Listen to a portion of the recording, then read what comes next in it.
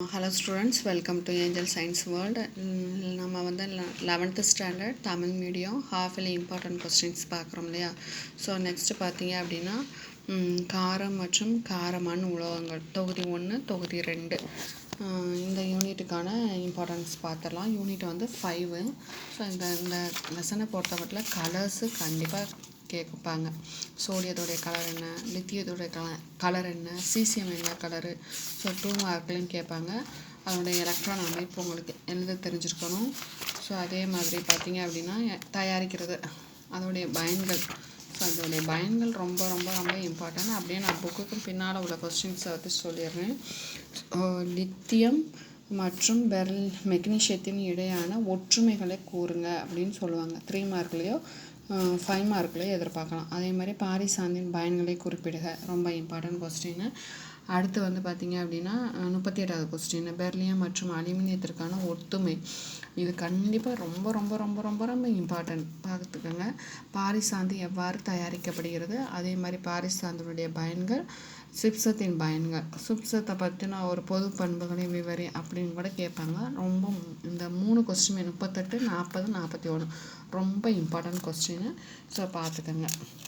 இந்த லெசனில் பொறுத்த அளவில் ரொம்ப இம்பார்ட்டன்ட். கலரும் பார்த்துக்கோங்க, சரி. அதுக்கப்புறம் கால்சியம் ஹைட்ராக்சைடு இதெல்லாம் லைட்டாக பார்த்துக்கோங்க, அதோடைய பயன்கள். சோடியம் ஹைட்ராக்சைடுடைய பயன்கள். அடுத்து பார்த்திங்கன்னா 6th யூனிட் வந்து வாயு நிலைமை. ஸோ இதுவும் வாயு விதி என்றால் என்ன, சார்லஸ் லா, பாய்ஸ் லா. நான் அப்படியே புக்குக்கும் பின்னால் உள்ள கொஸ்டின்ஸை சொல்கிறேன். அதே மாதிரி ரொம்ப ரொம்ப ரொம்ப ரொம்ப இம்பார்ட்டன்ட் வந்து அழுத்தத்திற்கான திருத்தம், கன அளவுக்கான திருத்தம், வான்டர்வால்ஸ் ஈக்குவேஷன், வான்டர்வால்ஸ் சமன்பாடு, சரியா. அது ரொம்ப ரொம்ப ரொம்ப இம்பார்ட்டன்ட். ஸோ அந்த இதையும் பார்த்துக்கோங்க. ஸோ அப்படியே மார்க் பண்ணியிருக்கேன் பாருங்கள் பிங்க் கலரில். அந்த பாயில் விதியை கூறுக, கேலுசாக்கின் விதியை வந்து எடுத்துக்காட்டணும்னு விளக்குக, சார்லஸ் விதியும் இதோட சேர்த்துக்கோங்கப்பா, அதுவும் இம்பார்ட்டண்ட்டு. நல்லியல்பு வாயுக்கள் என்றால் என்ன, இயல்பு வாயுக்கள் நல்லியல்பு வாயுவிலேருந்து எவ்வாறு வேறுபடுகிறது, அதுவும் இம்பார்ட்டண்ட்டு. அதே மாதிரி பாருங்கள், A=0 அப்படின்னா பயந்துராதீங்க, ஒன்றுமே இல்லை. வான்டர்வால்ஸோடைய மாறிலியை வச்சு நம்ம அந்த சமன்பாடை தான் எழுதணும் நீங்கள், சரியா. 2 மார்க்லேயே 3 மார்க்லேயே கேட்டாங்கன்னா சமன்பாடு மட்டும் எழுதி வைங்க. விரவுதல் மற்றும் பாய்தலுக்கான வேறுபாடு, அதுக்கப்புறம் வான்டர்வால்ஸ் சமன்பாடு பின்னால் இருக்குது அந்த கொஸ்டின். ஸோ வான்டர்வால்ஸ் மாறிலியை கொண்டு நிலைமாறு மாறிலிகளை தருவி, அந்த கொஸ்டின் ரொம்ப ரொம்ப இம்பார்ட்டண்ட்டு. அதே மாதிரி 40வது கொஸ்டின் பார்த்துக்கோங்க. இயல்பு வாயுக்கள் வான்டர்வால்ஸ் சமன்பாடுகளை வந்து அழுத்தம் மற்றும் கன அளவு திருத்தங்களை தருக அப்படின்னு சொல்லியிருக்காங்க. இந்த கொஸ்டின் இம்பார்ட்டன்ட். அப்புறம் இதில் வந்து ப்ராப்ளம்ஸ் கேட்குறதுக்கு சான்ஸ் இருக்குது, லைட்டாக பார்த்துக்கோங்க. வெப்ப இயக்கவியல், நீங்கள் வந்து ஒரு வார்த்தையை வாசிக்கணும்னா உங்களுக்கு எப்படி வந்து மெய்யெழுத்துக்கள் உயிரெழுத்துக்கள் ரொம்ப இம்பார்ட்டண்ட்டாக, அதே மாதிரி வெப்ப இயக்கவியல் படிக்கும்போது நீங்கள் அதுக்கான அந்த டேர்ம்ஸை நீங்கள் அந்த வார்த்தைகளை வந்து புரிஞ்சுக்கணும். அமைப்புனா என்ன, சூழல்னா என்ன, எல்லைனா என்ன, தனித்த அமைப்பு என்ன, திறந்த அமைப்புனா என்ன, மூடிய அமைப்புனா என்ன, சரி. அது இங்கிலீஷ்லேயும் தெரிஞ்சுக்கோங்க. தெர்மோனா ஹீட்டு, டைனமிக்னா ஃப்ளோ.